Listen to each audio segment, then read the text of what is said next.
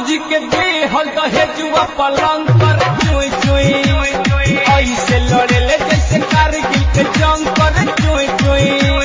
बाबूजी के देहल दहेजुआ पलंग पर चोई चोई